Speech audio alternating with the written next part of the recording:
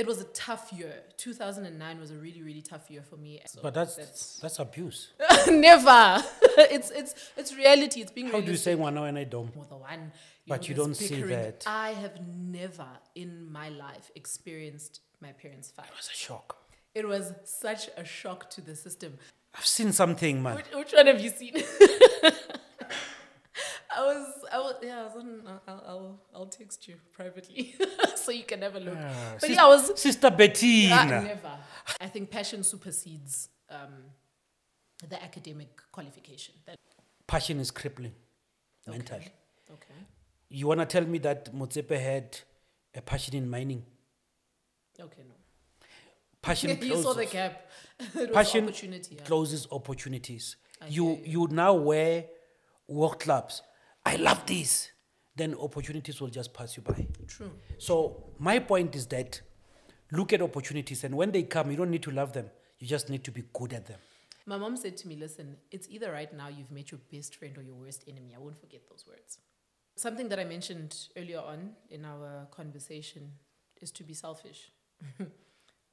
Do you first.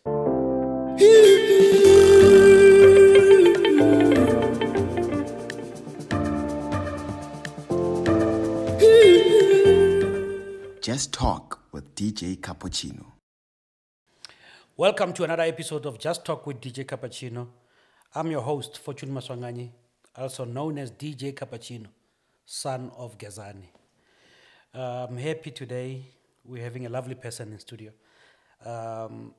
Just like all the people who have came here before, very beautiful. Today we have a pleasure of welcoming a truly multifaceted professional. Our guest is a distinguished marketing and communication expert who has made significant strides in the industry. She's also celebrated Beauty Queen, having been crowned Miss Soweto in 2013 and honored as the first Princess Mrs. Limpopo 2022.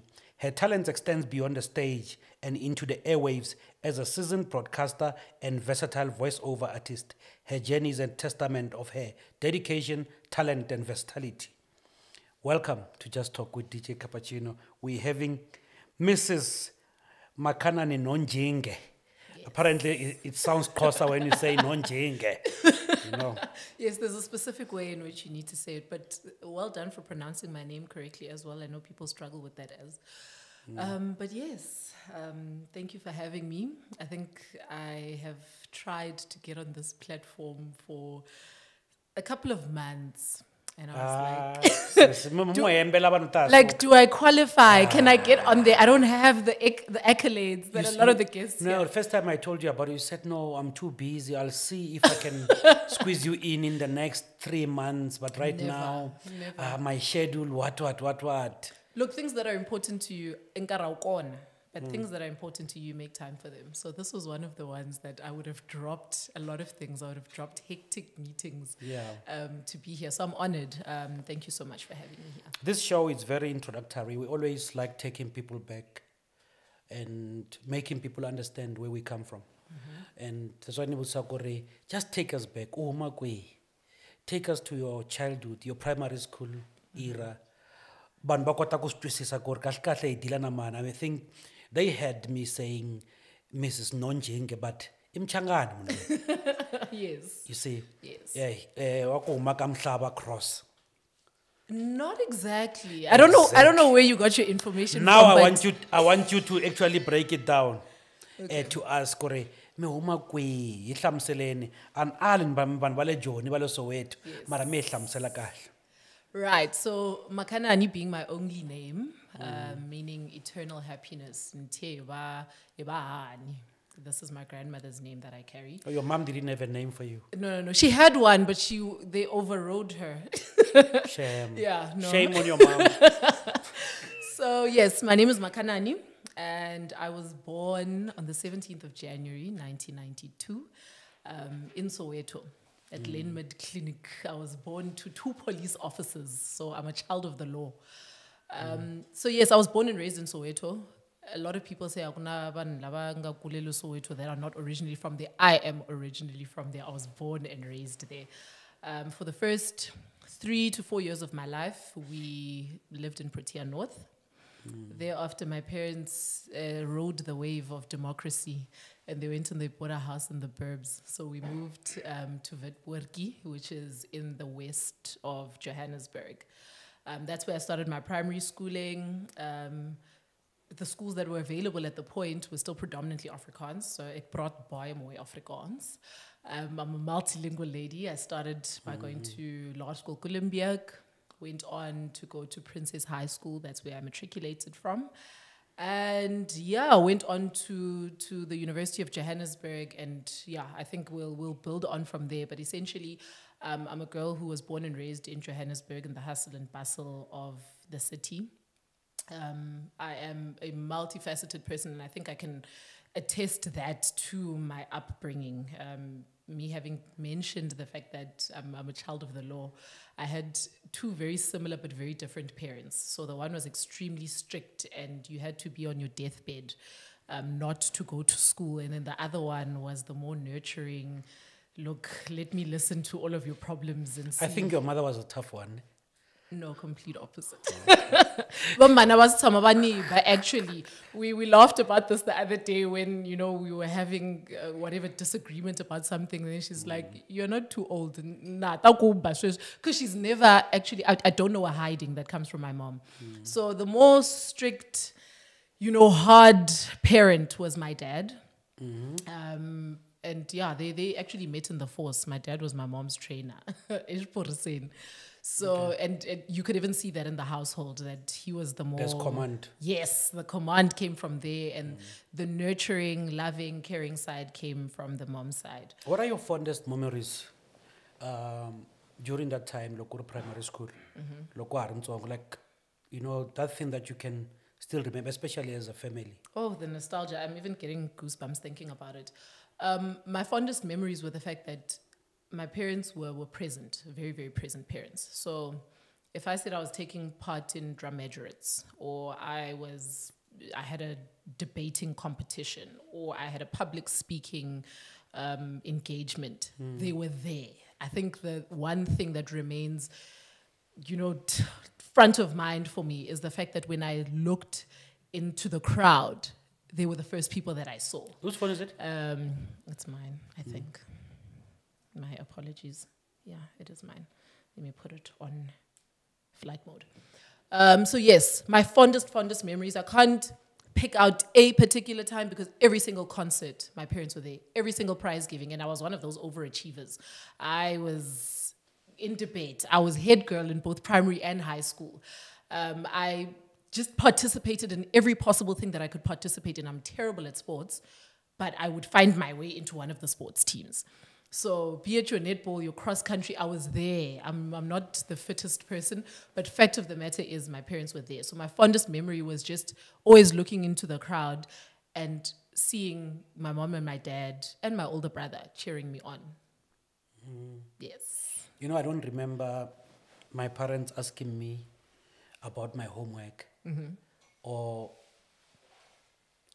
the tests, like how am I doing? Yeah. Except for the report, obviously. Yeah, it was like a final product that they're asking for. No, with me it was the build-up, and that's why I think both of them were so hard on... But you know what I wanted to do? I want you to relax, like not speak on them. I want you to speak relaxed as if we're in the sitting room. I know that you represent... yes, so I'm used to... Okay, let me... So I don't remember like asking me... I think you were fortunate. Even when I said I'm playing soccer, they just buy me soccer boots. That's it. It ends there. When we go for provincial championships, it ends there. Yeah. District championships, they don't come. They don't show up. Yeah. Oh, Liwinne. Good one. Well done. Moving right along. And having parents who are present, and it should teach us a lot as parents right now. Like those little things, being there cheering, even when somebody's not supposed to be doing sports. And you just go and cheer, even though they know. Because look, that's what they chose for themselves. I think definitely it's important to, be there, because then you can also hold them accountable. Look, you said you want to play netball. the fact that you are terrible at it is not my problem. You as a child came to me and you said you want to play netball, and therefore I supported you. So that's why equally my parents were so hard on myself and my brother growing up, because they afforded us all of the opportunities that they could possibly afford. Who are you close to? Who's your favorite? Growing up, my favorite was my dad. I was daddy's girl. Yeah, daddy was the one who, when they say a girl's first love is their dad, that was definitely my dad. My dad was the first man to tell me, you're beautiful, you look good, you're doing well, well done, whatever it is. But growing up, I think you also just get to learn the dynamics, and you discover your parents for what they really are. And right now I'm closest to my mom. But growing up now, I was always daddy's girl. I think that still kind of does exist. There's a word, this toxic thing that parents can also do, where they over compliment you, and where you start becoming naive about what the world is like. So that was my dad. My dad was the over complimenter. And had I stuck to Eritorabapa, I think I would have been naive to a lot of the things that I have experienced right now in my life. So my mom was the one that brought me back to reality. And I remember her once saying, look, it's your dad, it's me, it's your brother, and it's you. So you are the youngest in this house. And that sort of brought me back. That humbled me to say, there were people that came before me and they know better. So I was never overconfident. I never had a big ego because of that, because my mom always brought me back. My dad would push me somewhere and then my mom would bring me back. So But that's abuse. Never. It's reality. It's being How realistic. do you say one when I don't? No, I guess that's the word that I remember. But in the lighter sense of things, it was her reminding me, your dad might see you as the apple of his eye, but the world is not like that. It's not always. So no, it was never dramatic much, no. No, I see. Yeah. And then you grow, you go to, what do you call them, secondary school, Yes. right? Renai, it was primary, middle and high in our era. Like, that's it. Yeah. It ends there. It didn't have all these things that you guys had. And how was the family structure? How did it go? What do you remember? Sure. So my parents divorced towards the end of my primary school You're still young. era. Yeah, I was still very young. And it was a shock to the system. And I say a shock to the system because I've never seen my parents fight.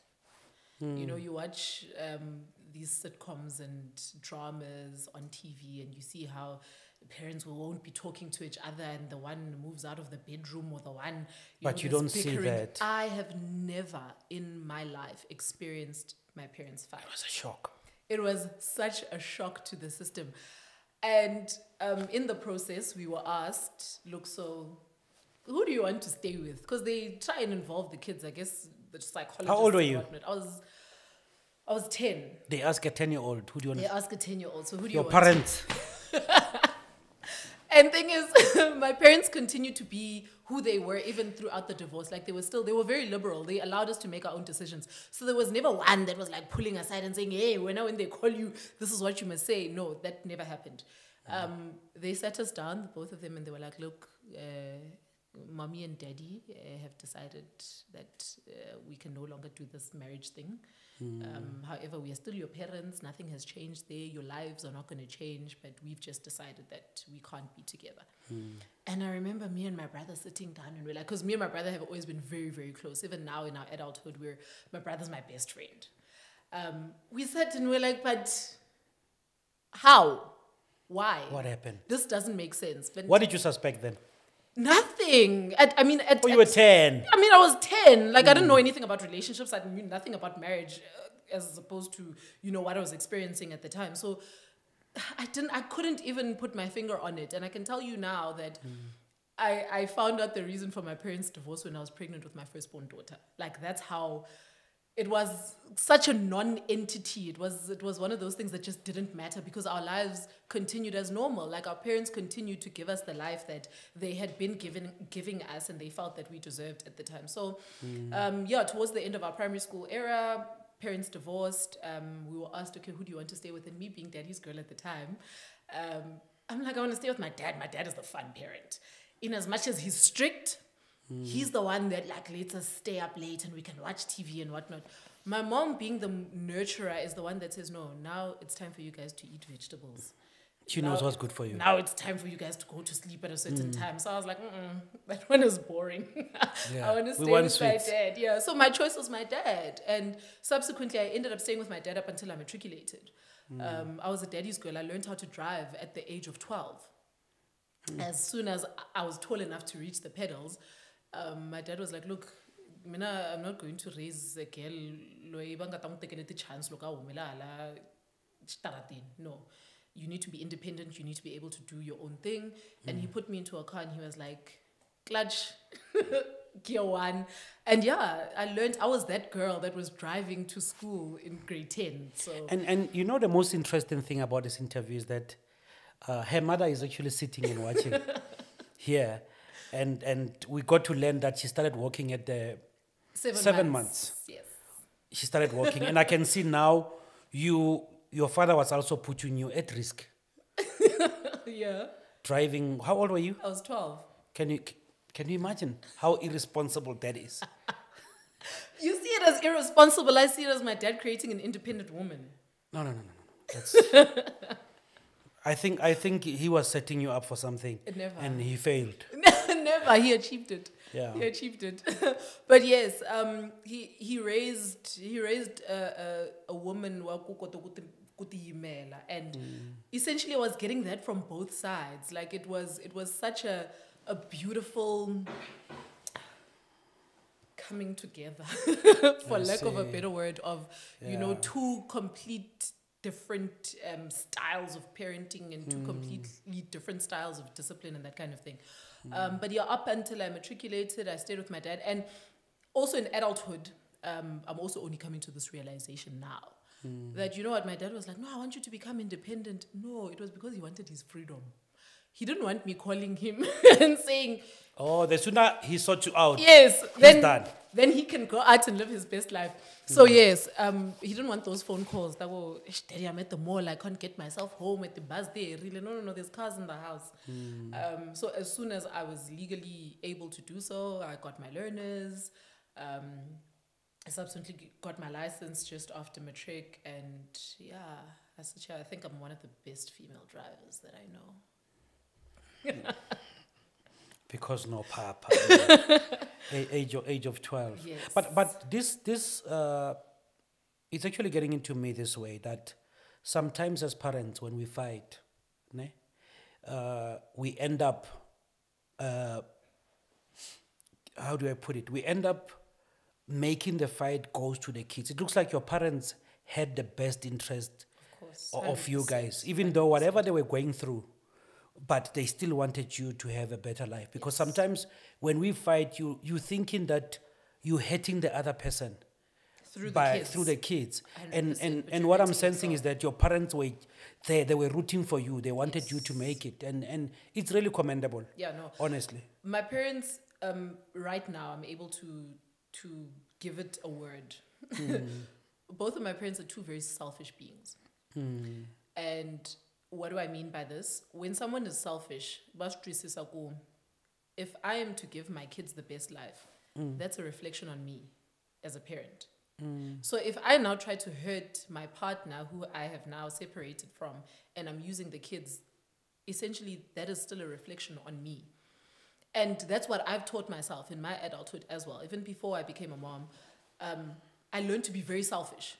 It was about me, because I'm like, if I am to be able to give back or if I'm able to give back to the community, because that's also another thing that I'm very, very passionate about. I'm big on, empowering young women around me and that kind of thing. If I'm able to do that, I need to be the best of me. And to be the best of me, I need to be selfish. I need to take time and say, you know what, I don't have time right now to go out with friends and go and drink and whatever. Right now, let me give time to my books, or let me give time to myself and just recoup. And that's one of the biggest lessons that I learned from them. You take care of yourself first, so that you pour from a full glass. You can't pour from an empty glass. Wow. So they were constantly pouring from a place of, I'm so content and I'm happy with myself. Yes, I'm a divorcee.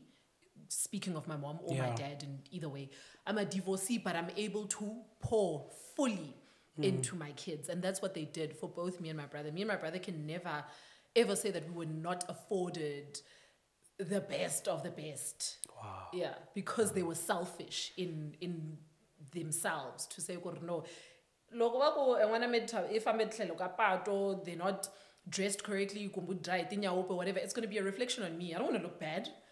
Yes. So that's honestly the biggest. I get biggest how you lesson. explain the selfishness thing. Yeah. Transition. High school to what happens after high school? So yeah, high school was great. As I mentioned, I was head girl, both primary and high school. At the time when I became head girl, they referred to it as president. So I didn't even have like a head boy. It was me. I was president of the SRC. And then there was a deputy and then heads of sports and academics and culture and that kind of thing. So I was president. So you've always been politically conscious? To a certain extent, yeah. I didn't see it at the time as being politically conscious, but yeah, I've always been a leader. Yeah, because My I've seen you parents wearing T-shirts. Certain regalia. And yeah, no, I've always been a leader. activism. Yeah, Yes. I've seen you wearing EFF T-shirts a lot. Have you? And I've seen you at EFF rallies. Yes, I DJ there. Yes. Yeah. No, Now I understand where it's coming from. I've always been a leader. Always been a leader. So 2009, I was president of the SRC. A difficult year because I think the South African education system places way too much emphasis and drama over the matric year and not on the build-up towards it. I chose the wrong subjects, I can tell you that now. I did physical science, life science, mathematics, and IT. I am good at none of those things. What I'm currently doing right now has nothing to do with any of those things that I did in matric. But because academically I was strong, and I'll go back to it to say, the South African education system is failing us in that sense. The kids that do well are the ones that have good memories. I knew how to cram. That's what I was good at that. Yeah. And because I was good at that, I could retain information. They saw me as one of the academically strong learners. And when it was time for subject choice in grade 10, it only made sense for me to go for the physical sciences, the life sciences, the pure mathematics. And I did well for the longest time until I got to matric. And now there was the burden of, you're president of the SRC. You've got all of these responsibilities. Of course, I can't now sit back and say, I'm not going to wash dishes, I'm not going to cook, I'm not going to clean, because I'm in matric, so there's that dynamic as well. And then there's also I'm trying to find myself. Next year, I'm supposed to be out in this big, bad world, but I don't actually know what it is that I want to do. So it was a tough year. 2009 was a really, really tough year for me. And academically, I didn't do well. Passed matric with 2 distinctions, I think, life science and life orientation, the 2 easiest. Life science is biology, right? Yes, life science is biology. And life orientation, which is life skills or whatever they call it now. So those were my 2 distinctions. The rest, very mediocre. I got like your 50s, your 60%. And I hadn't made proper provision for myself thereafter. I was very complacent in terms of applying because I always had it in the back of my mind, I'm head girl, I'm president, I'm academically strong, so I don't need to do much. So I had applied at one institution, which was the University of Pretoria. And I think it's called the APS score. My APS score was too low for me to study what I had applied for, which I think was like geology or something so far off from what my personality or, my actual interests lead to. So my APS was too low and I didn't get in. And I think that was the first time I probably experienced any kind of like breakdown. Like for the first time I was like, what now? I've always been very sure of myself. I've always known where to go, which direction to take. And the year post-matric, which was the 2010 World Cup, which was the busiest in this country. You don't know what I was the most unbusy person. So yes, I moved out of dad's, went to live with my mom. And during where's that? So I moved from the West Rand to the East Rand. So my mom was staying in Clayville, which is just after Midrand. So moved there, and my mom has always been one very big advocate. Go, you don't sit. In as much as you're still waiting for something, you don't sit. So go out and find a job. And in that year, I then became a promoter. So I was doing a lot of promotions. You know those girls that stand in the shopping malls and they're like, please come and taste. Come and have something. Yes. Yeah, that's what I started. I started doing promotions. I did a lot of modeling in that year as well. Did Mpumalanga Fashion Week during that year. Tried out for Joburg Fashion Week. Didn't really make it. I'm actually short for Joburg Fashion Week. You short, But, Wena? yeah, I'm short. Because you the kind of taller than the whole production here. No, but the kind of models that they look for there, I'm actually quite short.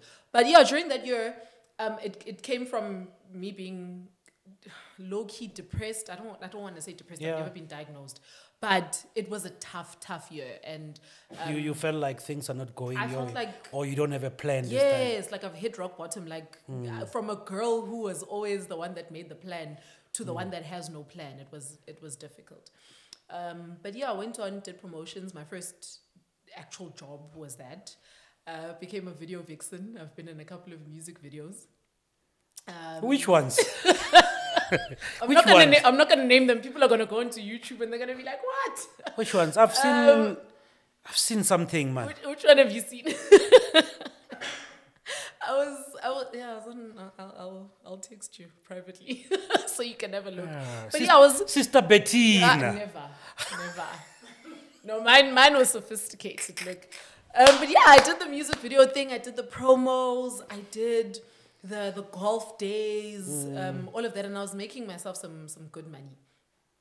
So when that year ended, I had then applied at different institutions and applied for bursaries as well, because in as much as my results were mediocre, but to certain institutions, they were still okay enough for me to get some financial assistance. So I applied for a couple of bursaries. I was awarded one to study accounting. So there I go, still knowing me right now, worlds away from who I am and what I'm interested in. But nonetheless, the bursary was awarded and I started studying towards my BCom in accounting at the University of Johannesburg. So that was 2011. Still very unsure of myself. And I'm such a big advocate for, look, explore, discover yourself before you make a decision as this is what I'm going to study. Because when you go to any of these institutions of higher learning, it's a lot of money that you're parting with. A lot of money for you to be unsure. So even with the ones that have come after me now, my little cousins, even young girls that I interact with because I've been in the world of modeling and pageantry, I always say to them, I would advise for you to get a job, even if it's in retail. Go to one of these retail stores. I don't want to name any, but go to one of these retail stores. They're constantly looking for casual workers. Work and actually discover what it is that you are good at, what you're passionate in, because it's one thing to be academically strong. I could have gone on to study that geology degree, gotten it, and been miserable in my job because the ability was there, but the passion didn't exist. I think passion supersedes the academic qualification. That's I disagree with that though, yeah. okay. You're entitled to, but I just think that because the passion is what will push what happens on the academic side. No, I'll tell you why. Fine, I used to be passion driven. Okay. I'll tell you that I studied chemical engineering, and when I went to the field, I was like, I don't belong here. Okay. And I think that's one of the reasons I resigned with the flask and lunchbox. After just swiping. Yes. But as I grow, like especially when I give motivational talk, I tell people passion is immaterial. You need to be good at whatever you want to do and love it or do it perfectly. In fact, you don't need to love something to be good at. That is my philosophy right now. Because I grew up in a township where there were people who were good in soccer. Yes. Me included. Never liked it. Oh, you were good at it, but okay. Yes. Okay, And there were those who loved it. Their parents used to buy them soccer balls and soccer boots. They would go to practice every day. And Rena would come ka weekend and they'll tell you, "Wena, I'll Yeah. because I want to practice." You were not here the whole But we'll sit there until the score is 4-0. And then they're And that guy with soccer boots, they'll say, "Give Fortune soccer boots." yes. And I'll go in, make things happen in the field. So now it comes to what? There's a danger of being passionate about something you're not even good at. But doesn't passion go with or go with you being good at something? No, my argument is that passion is crippling mentally. Okay. You want to tell me that Motsepe had a passion in mining? Okay, no. Passion You saw the closes. gap. It was Passion opportunity. Yeah. closes opportunities. I You hear you now wear work clubs. I love this. Then opportunities will just pass you by. True. So my point is that look at opportunities, and when they come, you don't need to love them. You just need to be good at them. No, I have to agree with you in that sense. Yeah. Because having been pushed then into the work field thereafter, you do realize that. Yeah. But I think in some instances you have to actually be good. I was good at my job. That's why it took us all 3 years to always ask me where I am. After I resigned. you had resigned, Yeah, yeah. where I am, what are you doing? Don't you want to come back? Yeah. Because I was good. I had to learn everything. I had to know what's really, really going on with the planet. So I'm coming to that sometimes we need to tell our kids, follow your passion. We would be sending them to hell. Okay, true. Yeah. They need to come and say, "Mommy, I'm thinking of this." Then look at, here are the available opportunities. Then say, "Oh, let's choose the best." Yeah. Then you tell them, "Go for this one. Be good at this." Yeah. And that's how we move. I'm glad at least I managed to sway you a little bit. To a certain extent, though. Yeah. Good. So now it's you doing accounting. Yes, this is me at the University of Johannesburg, still confused about this path. But because I'm there, and as you mentioned, opportunity availed itself, I was not going to say no to that opportunity. I went on to, in my second year, I was awarded Best Speaker. It was one of these accounting firms. Let me just try and remember from the top. Ernst & Young. Ernst & Young awarded me the Best Speaker in some assignment or competition. that we had. Yeah. So over about 600 students at the time, I stood out as that girl that can speak. And I think it was at that point where I was like, hey, there's something in this voice, hey? There's something in the way that I articulate myself, and I started taking it seriously then. Sorry to interject there, because as you speak, I'm thinking that, imagine if I'm having this person as a head of my communications or marketing. If I'm just thinking, yes, I think we can move mountains. I hope you are moving mountains wherever you are. No, definitely. But you'll tell us. Yeah, we'll definitely get there, but I'd like to believe that I am. I got awarded that, and at the time, this is 2012, if I'm not mistaken, I got an iPad, a cash prize, a massive cash prize. I bought my first Brazilian weave with that cash prize. And other opportunities. There were just a lot of things that came from that. But it was at that point where I started now looking. How did you do the first year, the results? Great. Oh, my first year results were amazing. Amazing distinctions and everything. And then second year, now I start dabbling into these other things because I'm like, these guys say I can speak well. Where else can I speak? Because in accounting, they want you to be here. You're crunching numbers. I approached the guys at, I think it's called UJFM, if they haven't changed their name. Approached the guys at UJFM, and they were like, You want to... I want to be here. So started dabbling in that.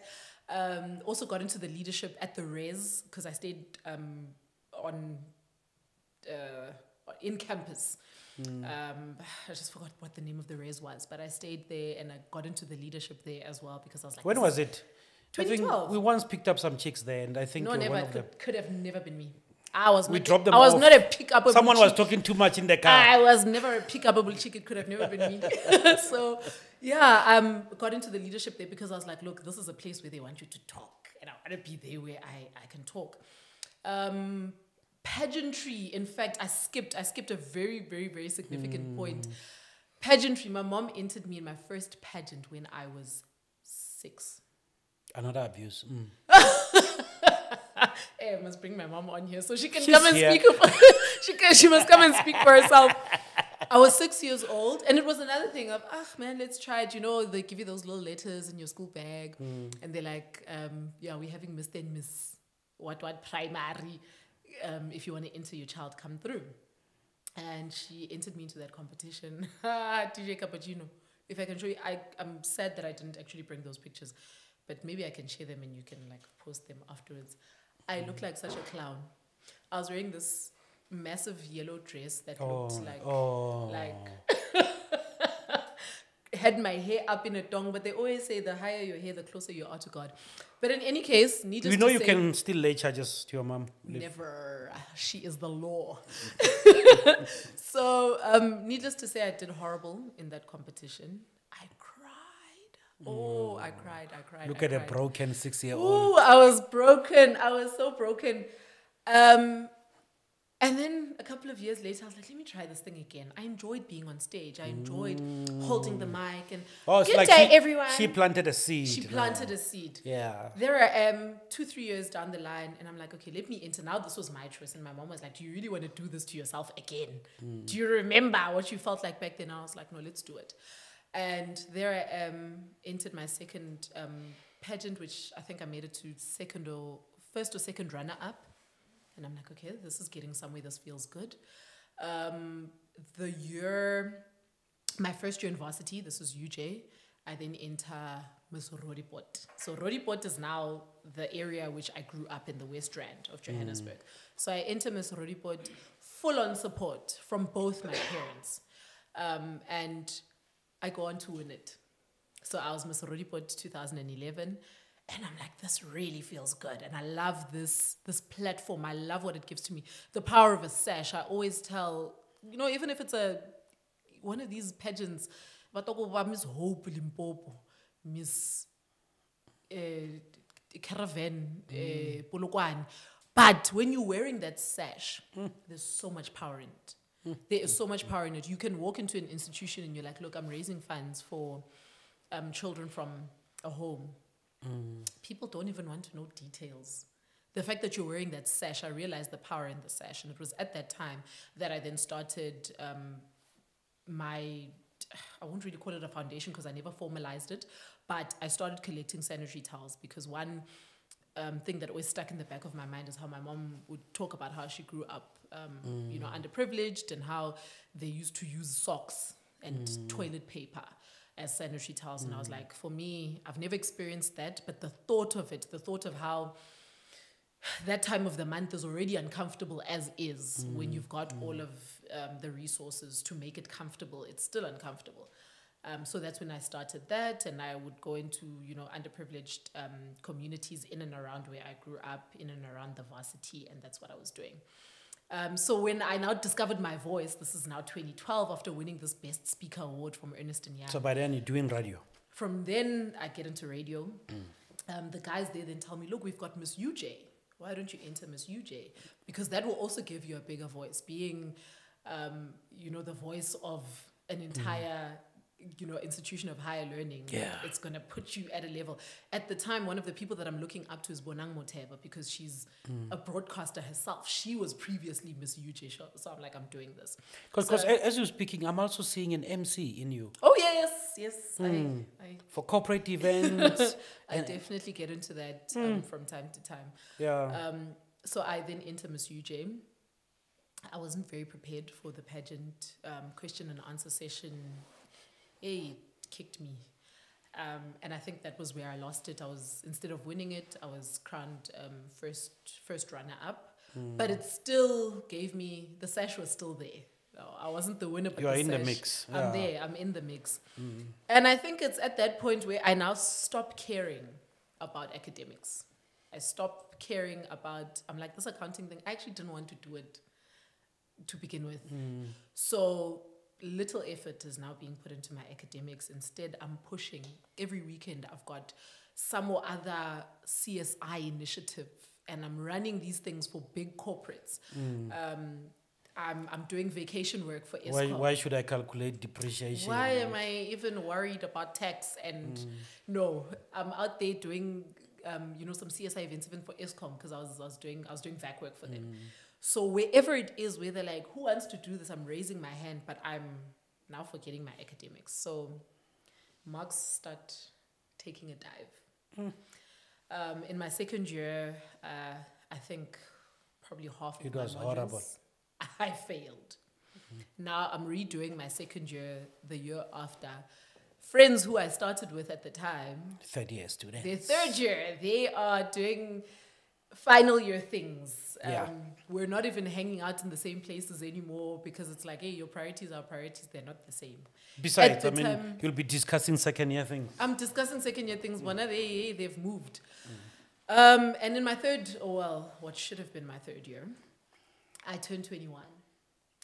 And I've made so much money, DJ Cappuccino. All I'm doing is I'm hustling. Like my weekends are spent doing promo work.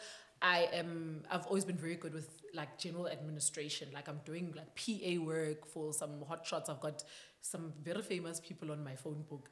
I'm doing, bookings for artists and that kind. I'm busy and I'm making money. So I turned 21, or I'm about to turn 21, and I planned my own 21st. And it's usually the family that plans your 21st. But I'm just like, no, guys, don't worry. I've got this. So I spent a good 17,000 rand on my 21st planning, had a whole spit bride, was done at this restaurant in Midrand, I can't remember the name. I even hired a convertible to bring me in because the theme was all white. And I pitched up in an all red outfit. So I plan this whole thing and I invite my dad. Why was that? Why wear red when... Because I want to stand out. I want the attention to be on me. And not all of you guys are in white. So I want to walk in and for people to turn around and be like, but who's she? I've always been that center of attention, center stage. So I plan this 21st and I invite my dad, send out invites. And one of the people, obviously main people that are on my invites are my parents. My dad says to me, Makhanani, what have you achieved? For us to come celebrate. For us to come and celebrate. You don't have a degree. You don't have second year, full courses. You don't have full courses of second. Where am I going? I was hurt. That's my man. We'll invite him next time. And at the time, broken as I was, I still went ahead with it because I was like, grow up. He raised an independent girl. Besides Kupapa, I'm an independent woman. So still, I've made my own money to be able to put this thing together. I didn't ask anyone for a cent. So I do the 21st and everything, and thereafter I get academically excluded. Rule what? F7. They call it F7. They call it F7 at UJ. I don't know what they call it at other institutions, but I get an F7. I know the A99. Yeah. I suffered from. A story many of us can tell. I get an F7, academic exclusion due to my marks. I had failed tax so many times. I had failed financial management so many times. But I was like, we move. You were like, Mark Zuckerberg. Look. Come on, man. Elon Musk. Jacob Zuma. Come on, I can go and become president. What are you talking about? So fine, I leave UJ.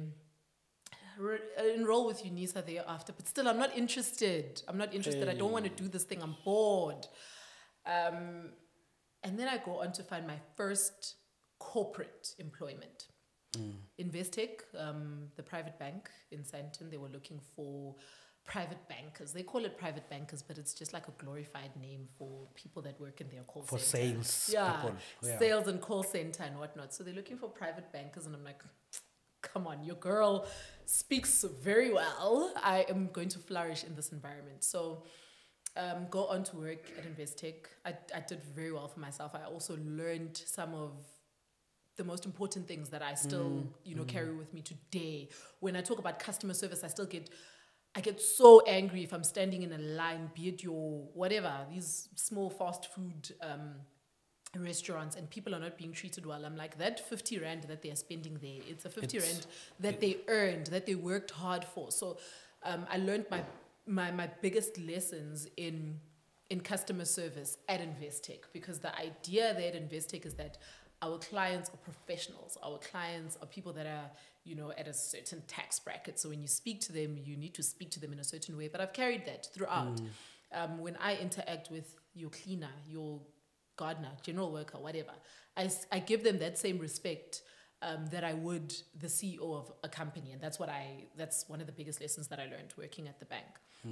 So now you are in Investec? Yes. You left your courses at second year? Yes. Collected some, left some? Collected some at third as well, yeah. Yeah. Yes. And mommy says, hey, yes. Yes. Yeah. You are going to... You must do something. Hey, you must feed yourself.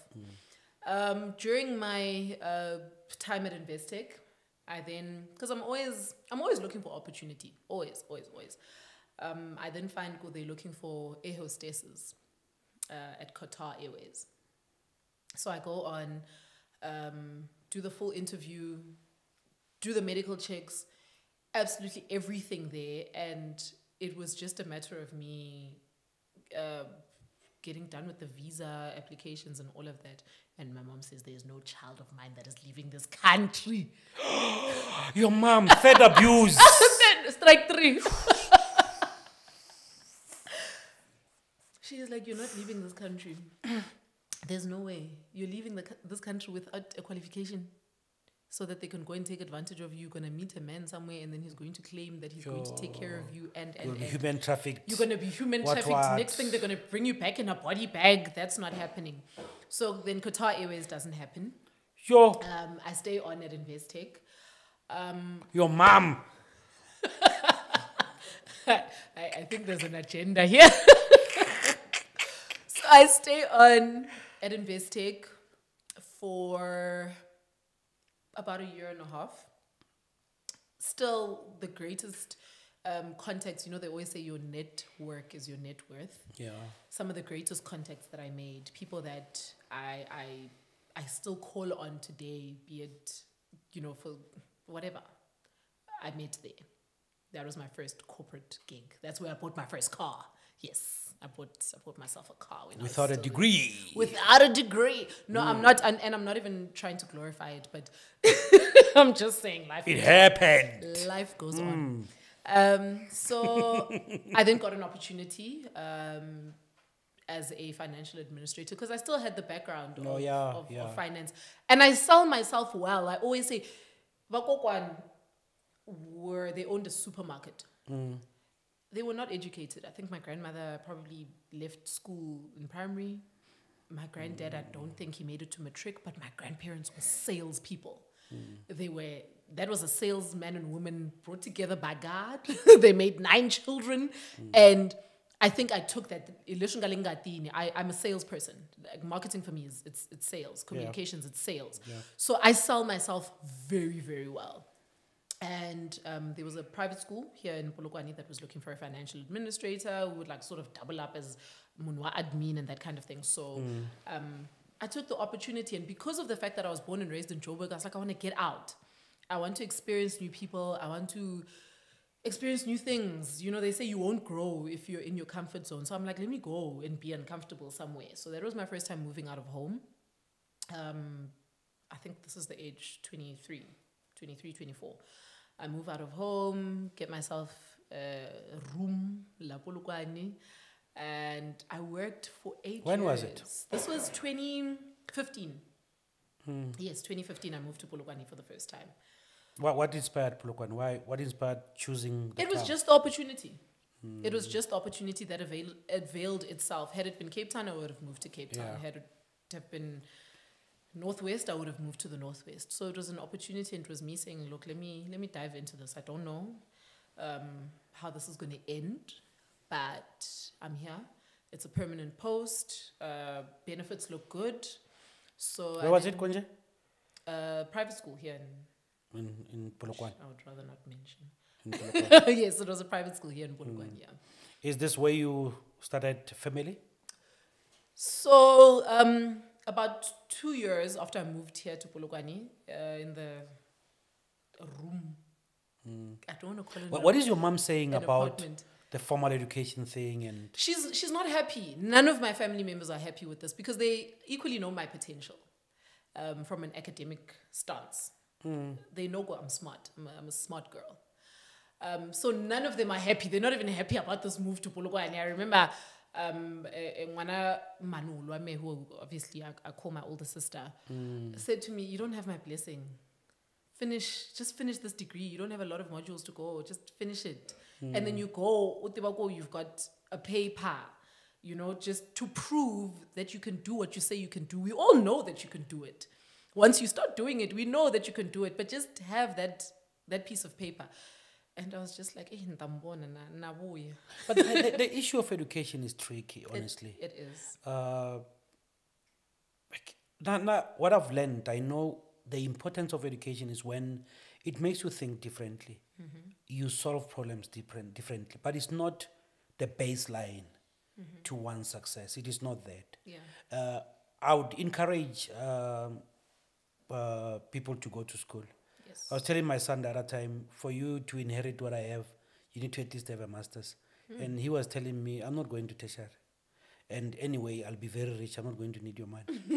But what I'm trying to say is that I want him to reach a point where he starts to analyze things differently, because that's what education should train you to do, to be able to fit in anywhere. And I think, I don't know what you're doing, whether you are in school or you are planning to, but I think it's going to make you more lethal in whatever field you're in.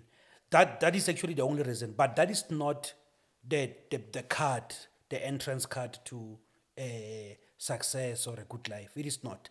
And we need to be honest about that, especially with people. No, I agree. It's ammunition. I'm the gun. I know that. But I need bullets. And I understand now, because I've gone back to school, of course. You went back to school? Yes, I did. You will tell us about that. Yes, we'll get to that. But I understand now that it's the ammunition that you need. Hey, this one, she can shoot flames, but then there's no ammunition. So 100% I do agree. It's not the base, but it's necessary. Good. You are in Polokwane, in a room? Yes. Family doesn't approve? Family doesn't approve, but they're like, you know what, we'll still support. I think that's also another thing that I've always appreciated so much about the support structure that I have. I always say, I can start any business. It will be successful. And it's because of the support structure that surrounds me. From the friends that I've made, I've got friends who are my friends for 28 years or so, and I'm only 32. Those are the kind of people that I keep in my circle. Those are the kind of people, look, guys, I've started an initiative. We need to collect 200 pads, 200 packets of pads or whatever. They're the first people to jump on before anything else. So the support structure, in as much as people around me may not always support or condone the things that I do, but they will be there. They'll give me. Yeah. So in as much as, yes, they don't approve of, my move to Polokwane and me leaving, not having finished my formal education at the time, they still said, okay, what do you need? I remember my brother bought me a washing machine and a bed. No, my mom bought me a bed, whatever. But fact of the matter is I had a bunch of people. My dad gave me the baki to move things and whatnot. So smooth move, came here, got into the space, the private education space. And in as much as I started off as a financial administrator, they saw, hey, this lady has a mouth. And within 2 years of being there, I was then promoted to being their marketer. Wow. And in that second year, things happened that year. In that second year... That is 2017. This is 2017. Yeah. I meet this tall, gorgeous human being. And we just start talking, like we got along. Like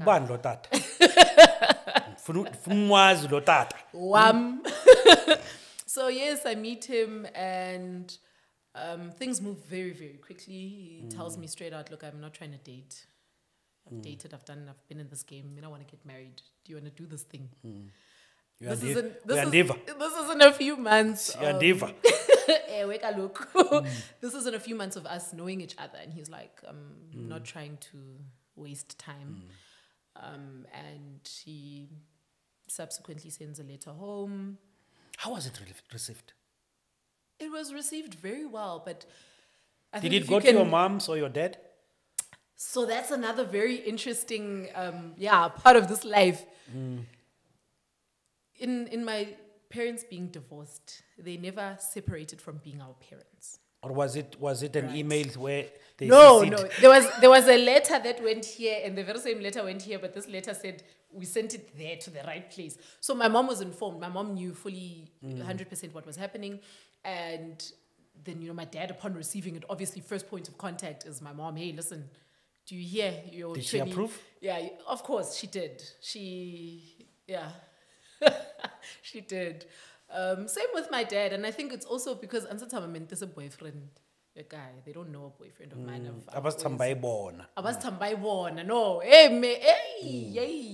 Not kuraitangi. No, I would have never risked any person's son's life by bringing them. Okay. However, there were boyfriends that existed. I was You had a way to see them. Yes, I was a busy little human being. But at the time when I decided, okay, I'm doing this marriage thing, which I believe also came at the right time for me. Okay. They saw it too. They knew, perhaps she's ready.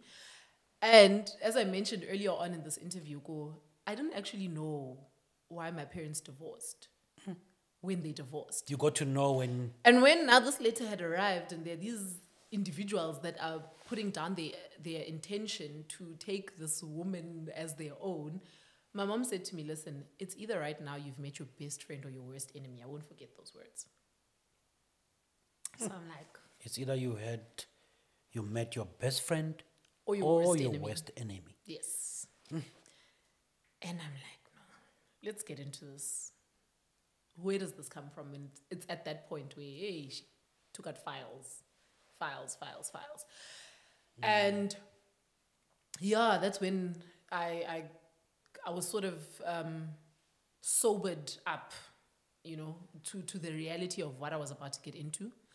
And I was able to make an informed decision. Is this really something that I want to do? We're obviously going to be involving other people the moment kids get into the mix and that kind of thing. But I'm always grateful for my upbringing from both sides, in as much as my parents shielded us. But when the time was right, they never overburdened us with things that had nothing to do with us. We were not there when they got together. So knowing what happened between them, did it shake you a little bit, like made you really think about this? No, it did. Definitely.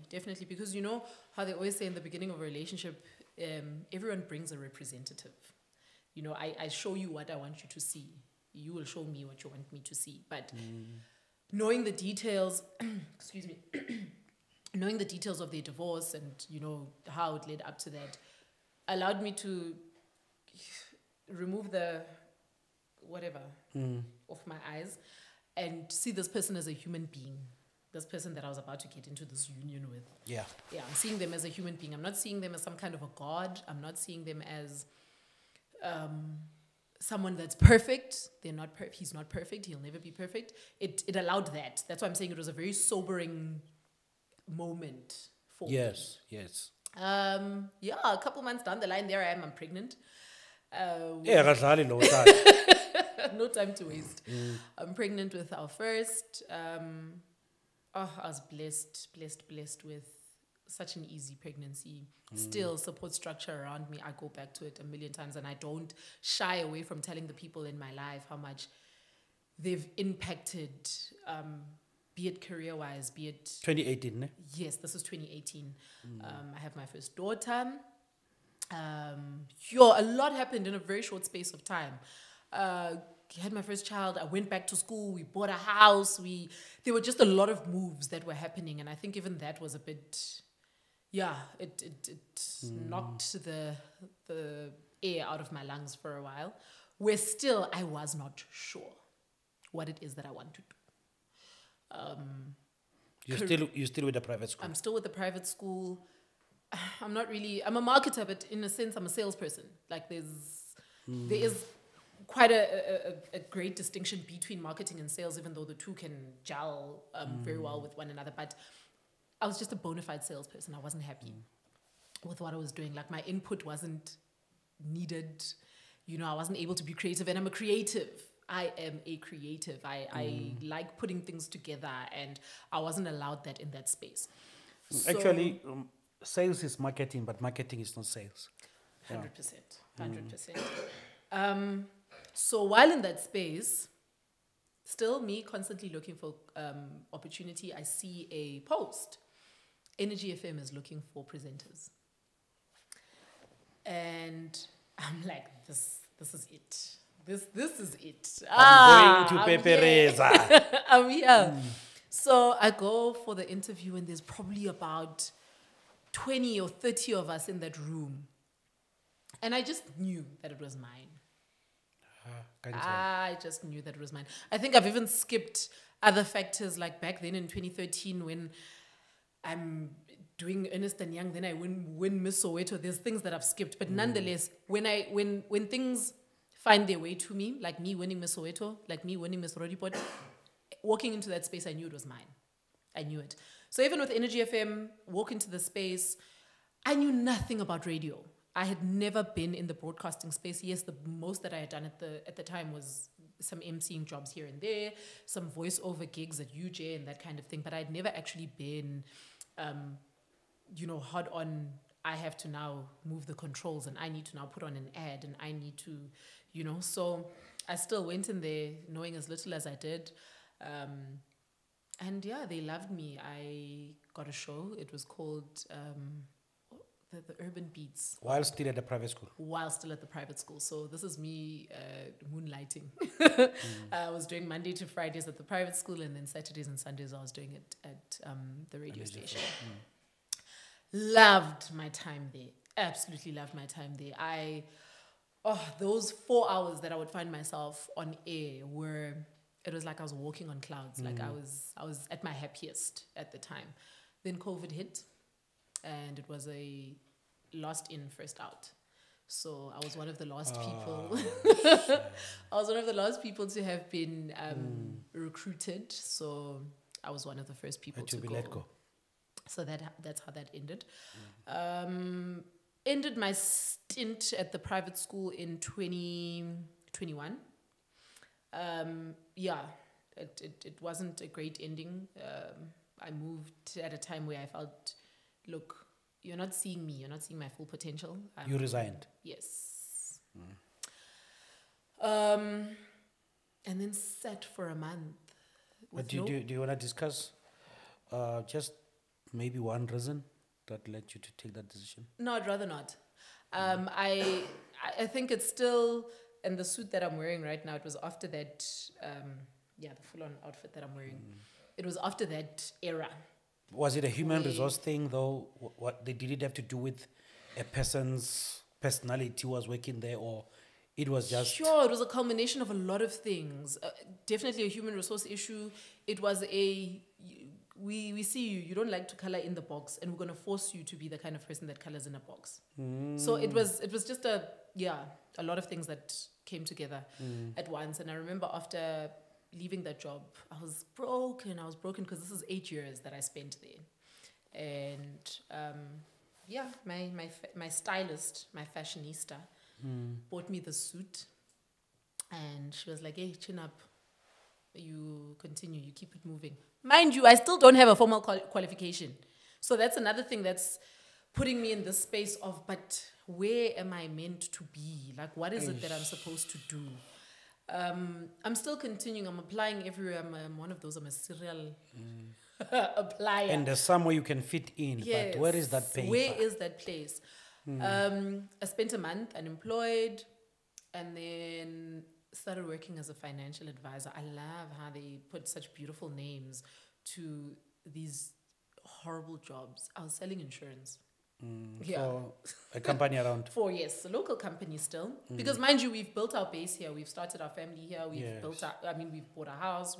There's a lot of things that are just going on here. So I started working as a financial advisor, and I kicked ass still. Any space that I've been in, I own it. I'm one of those people that if you're going to employ me in your company, just understand that I'm going to treat... I'm going to treat your company like it's mine. I'm going to go over and above adding value. I will treat that company of yours as if I own it. So even in that space, I flourished, but I was miserable. Oh, I was so miserable. I had so much anxiety because it's deadlines, and if you haven't met certain deadlines, you must come back and you must account. Why have you not sold policies to 8 people? And I'm like, people have policies. It was a difficult time. So I spent about 6 months in that space, moved to selling garage doors. So I was a salesperson for aluminium, Alutech. I can tell you, I can still sell them to you today. I was a salesperson for garage doors. Still a company based here in Polokwane, and I still have a very, very good relationship with them. We worked so well together. Spent about a year there. Still miserable. Miserable as ever.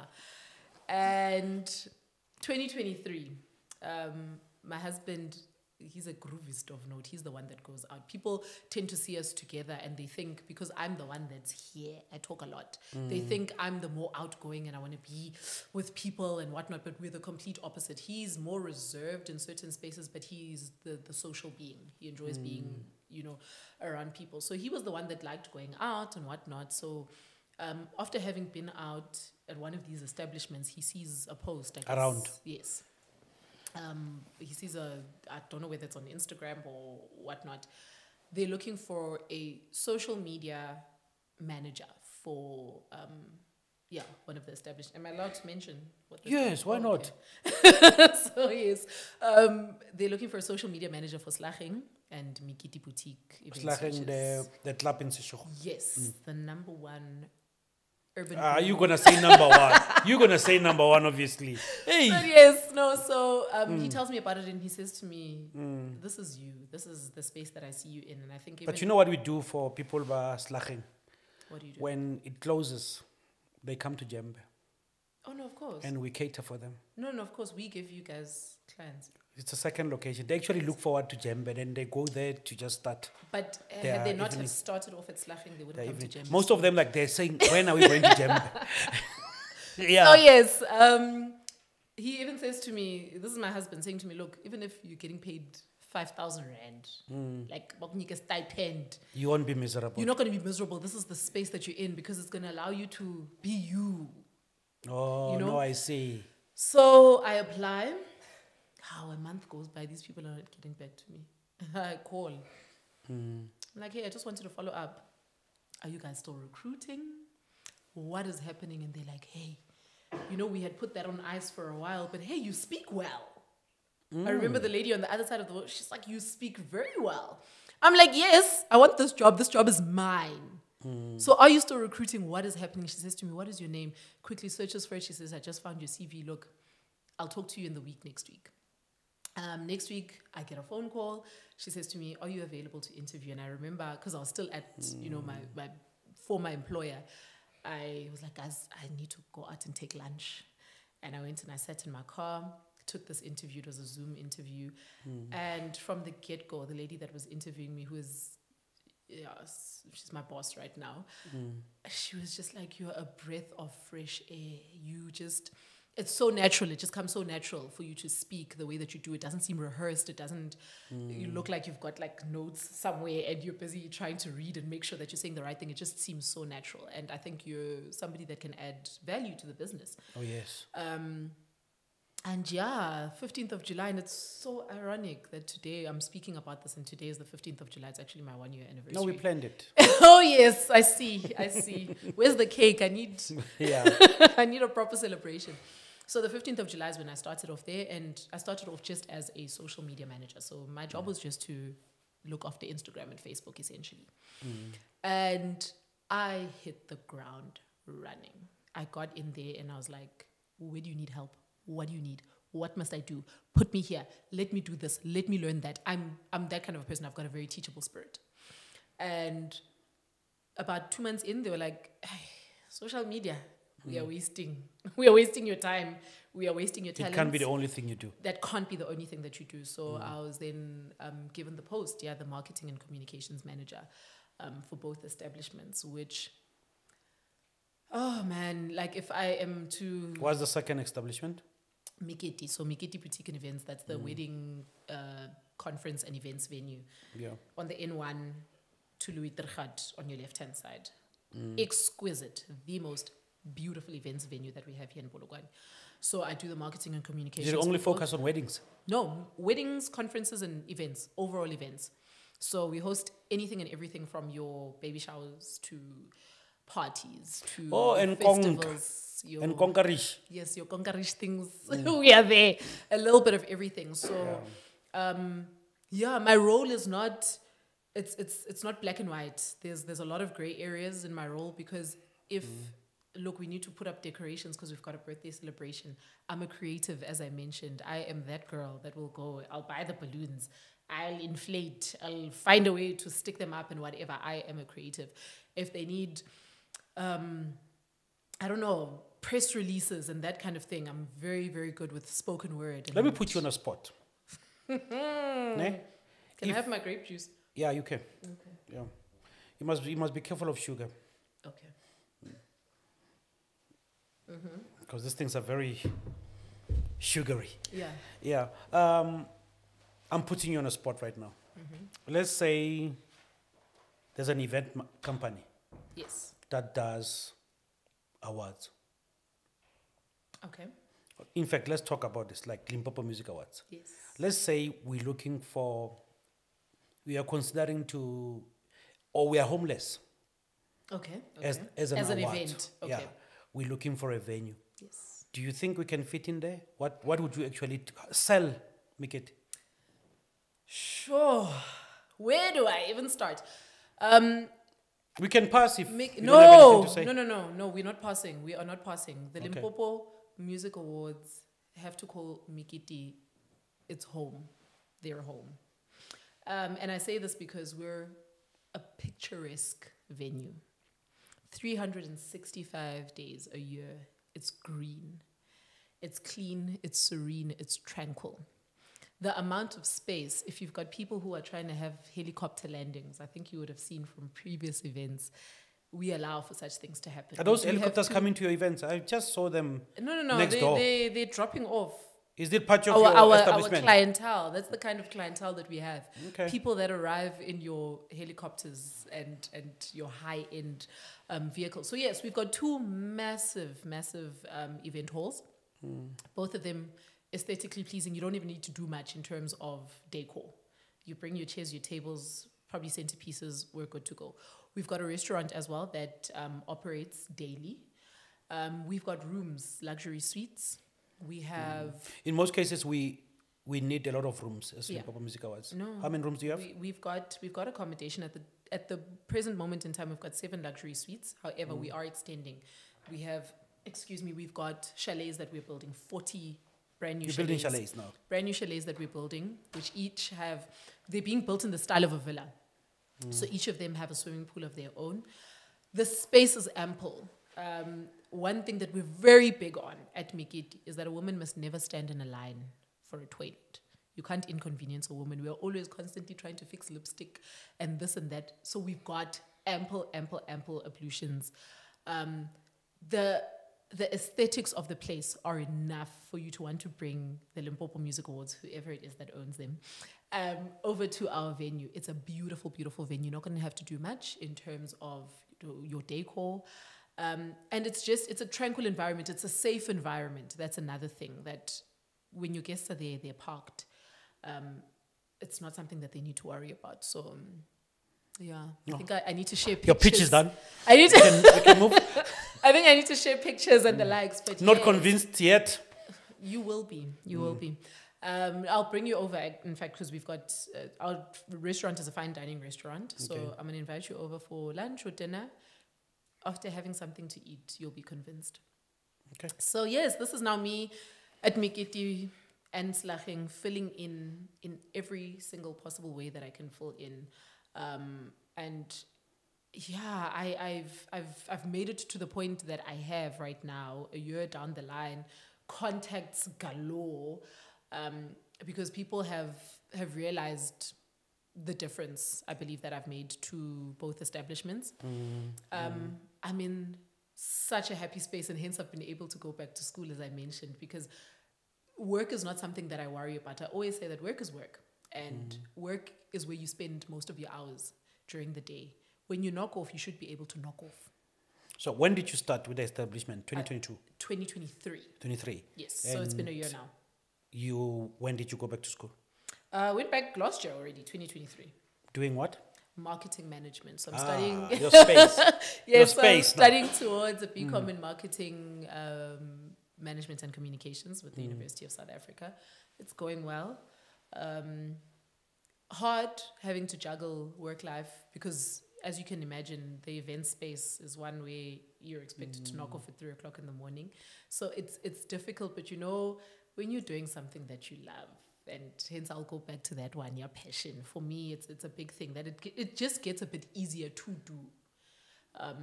It may not always, I don't have the biggest paycheck. I'm still working towards that. But I'm in a happy space. I'm so fulfilled in the environment that I'm in. I continue to learn so much from the people that surround me, be it from a general management perspective, a financial perspective, a general events management and coordination perspective. I am learning so much. Like I'm soaking it up like a sponge. That's the space that I'm in right now. I'm growing. Still trying to get back into broadcasting because talking nonstop.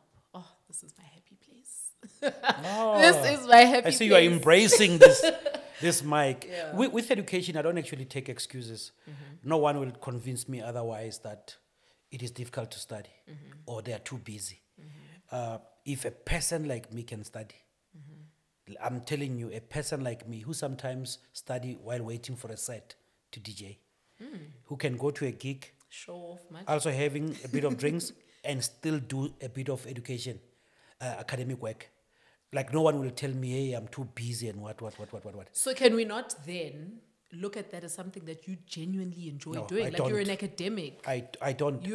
Academia for you is I don't like it, Okay. but I have to do it. okay. I want people to understand this. Some things you just have to do them, whether you love them or not. Yeah. So there's a lot of things that are fun that one can actually want to do. But I have to do this because I think it's actually going to cushion me enough and help me think differently and be able to actually secure my future and even the future of my children. That's the reason I'm doing it. No, 100%. You're an inspiration behind that because we've had these academic talks before. So I'm pressed to want to complete. And even further, I don't want to just end with having the marketing. Many people make this mistake, especially those who are studying at unis. They wait for the last day of their submission of their assignments and they get mediocre marks. And they write exams and you find that the exam is not actually going well. The power in making Proper it go planning. UNISA. The power in making it go UNISA is those assignments. Try to score your 80s and 90s there. Then even if your exam can go any other way, you still cushion You've still nicely. got, no, Yeah. 100%. So many people wait for the last day. The last day, hey, I'm about to submit an assignment. I don't want to do anything. And you submit a crappy assignment. Yeah, Of which, when you get it, that is actually the right time to study it. So my point is that we need to make education a lifestyle. All of us. Those who are working, there's no excuse. Yeah. We need to make it a lifestyle. Like it's something that we do. While you are waiting for soup, for lamb chops to be ripe, You can you be can do busy. something in Yeah. that 15, 20 minutes. True. So that is the culture. So fine, as you're explaining, you're in a good space, you're with Meketi and Slageng, you're holding both establishments, busy with their marketing and communication, and you're loving it so much. Yes. How far do you want to take this marketing thing? Sure, as far as I possibly can. You know what, marketing is such a broad space, and that's why I enjoy it so much, that it doesn't box me to, right now I'm in the event space, and that's just because of the establishments that I work for. However, I can be doing the marketing and communications for a bank. I can be doing the marketing and communications for, a big retail establishment and that kind of thing. It doesn't box me. What does your day look like? My day looks like I wake up in the morning, I've got 2 daughters, prepare them for school. The one is in pre-primary, the one is in preschool. I prepare them for school, I drop them off, and I've made that, I deliberately did that, I'm the one that takes them to school so that I'm up. Because I'm a big believer in the fact that, once you miss that thing, your day is gone. If you wake up at like 9, 10, it takes you a bit longer to get into the rhythm of the day and get moving. So my day starts with me preparing my daughters, taking them to school, and then particularly on Mondays, we've written that off as a non-office day.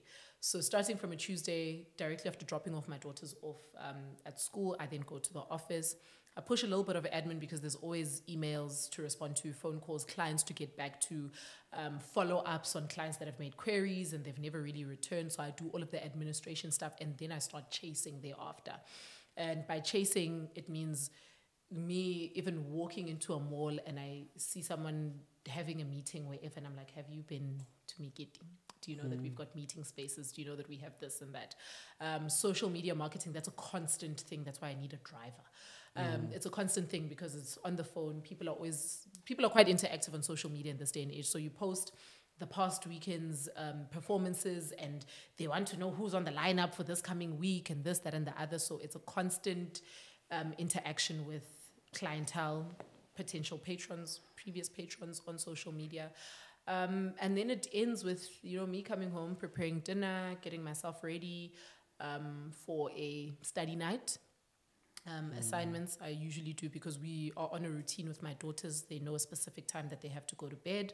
So once they go to bed, that's my free time to then focus on my side hustles as well. I do party packs for birthday parties. As I mentioned, I am a creative, so I design stickers and put together like the full ensemble. Peppa Pig. Yes, Peppa Pig and Tinkerbell and Barbie.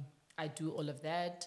I also do some graphics as well on the side, so people that need, your logos, quotes, invoices. Hey, you're hustling.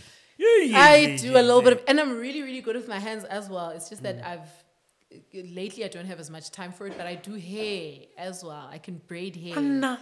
Yes. So sure, a little bit of everything. I really am multifaceted. I don't like explaining myself as Matiba ballpen Lia that used to have all the different colors. And then you could push Red, down like blue, one color. Yeah.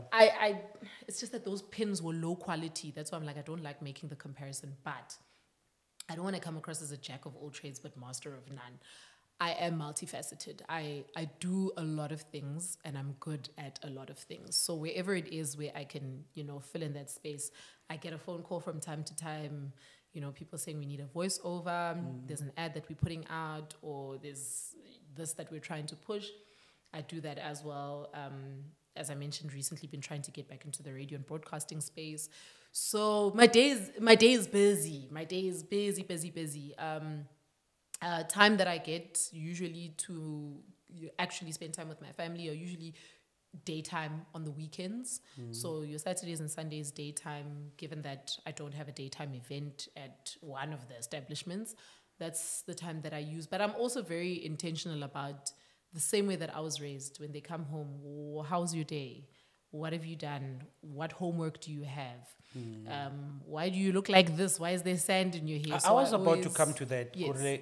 What would you tell that young mother, that young mother who's in a corporate environment? Yes. What would you tell that young wife in a corporate environment?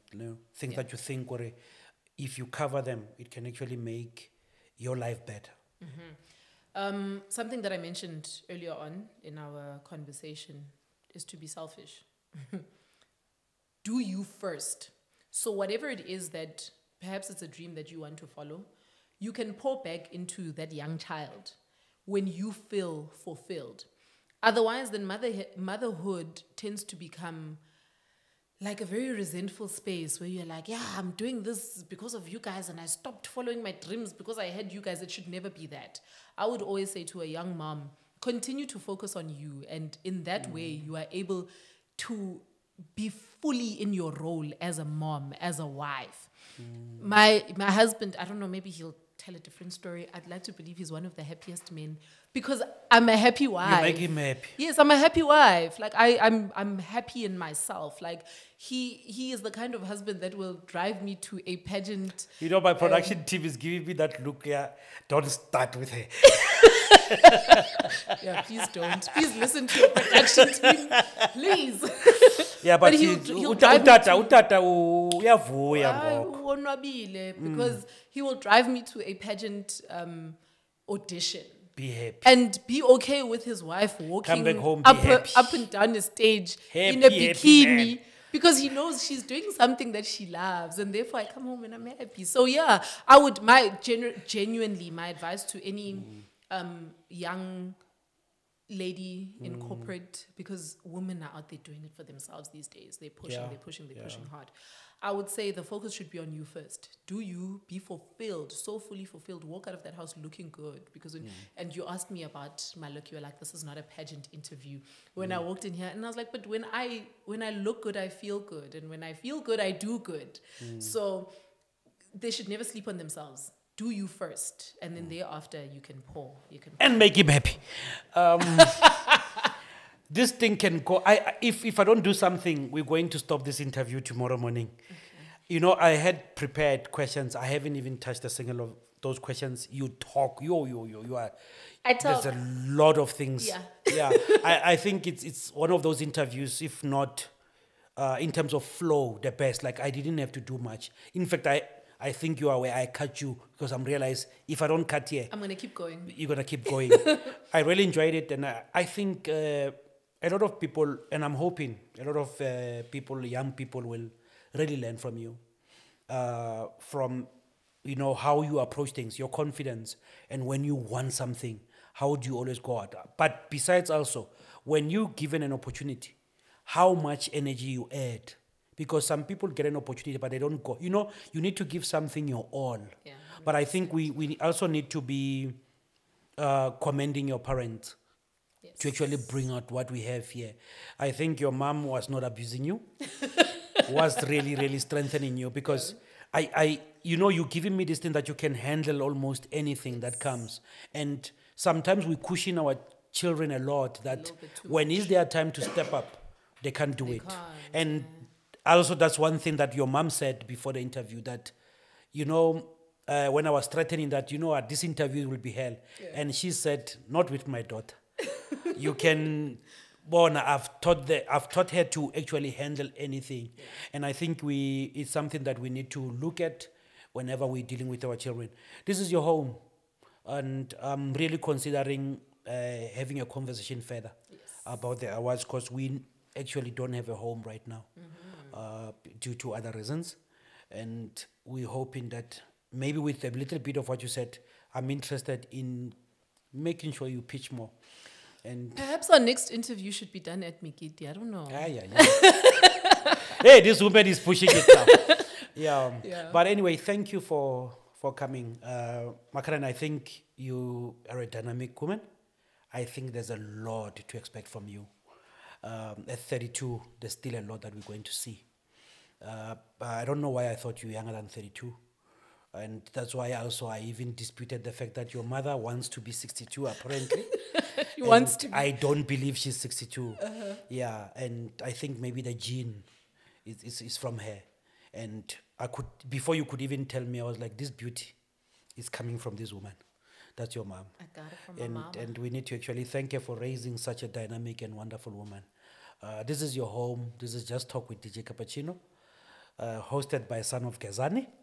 We are hoping that you will one day come back and we share a few stuff. In fact, if there was a way you would record our adverts, there was a way, I don't know how we can work with you and partner with you, but I like how eloquent you are. So Renaba Tobacco Bantu Shem education. There's no way, there's nothing you can do with our tongues right now. But I wish you all the best. And I wish you fly. And I also love one thing, that you are doing this and that. There's nothing wrong with that. You know, there's nothing wrong in giving your energy in 1, 2, 3, 1, 2. Don't stop doing that. And it will eventually work out. Thank you. I appreciate the platform. I'm honored by the platform. As I mentioned, I'm a subscriber, so I know the caliber of guests that you have sitting in this chair that I'm sitting in today. So I'm honored. I really do appreciate the platform, and I don't take it for granted. To working together. And keep on making him happy. Thank you very much for listening to Just Talk with DJ Cappuccino.